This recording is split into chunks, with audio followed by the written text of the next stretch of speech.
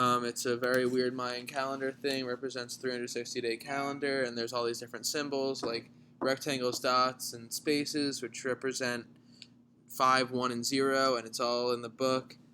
Sorry I don't have the diagram up, but this is pretty clear, and in this way you can deduce the numbers, and the way the number system ends up working, if you label these A0 through A3 as A0 is just the number, number is 0 through 17, the rest of them can be 0 through 19, and the way it goes is this one's multiplied by 20, this one's 18 times 20, this one's 18 times 20 squared. So yeah, you could calculate these things, and B ends up equaling 177, C equals 9,537, and E equals 9,714. In part B, you have to deduce this, and B is the amount between A and C, so therefore A plus B is C, and when you convert these into binary numbers, you get A equals 9,360, B equals 177. You add these together in decimal, and this is the value of C in decimal, so it ends up working the same thing here, except that I don't add these in decimal, I add these in the Mayan format, and this should say 7, yeah, 8.7, 8.17, I'm sorry.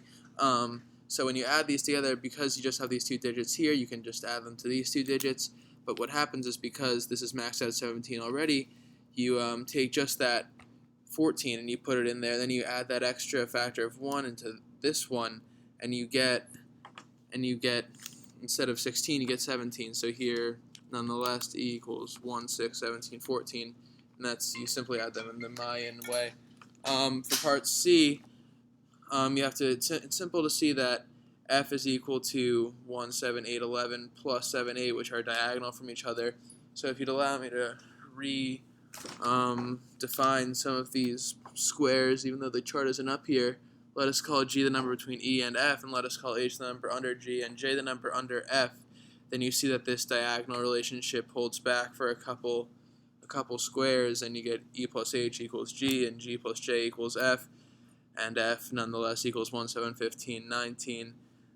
So in assignment number 7, question number 3, I never explained that you need 3 logical functions because there are 3 binary digits there, because when you add 2 binary numbers, the highest number you could get is 6, and in order to represent 6 in binary, you need 3 binary decimals.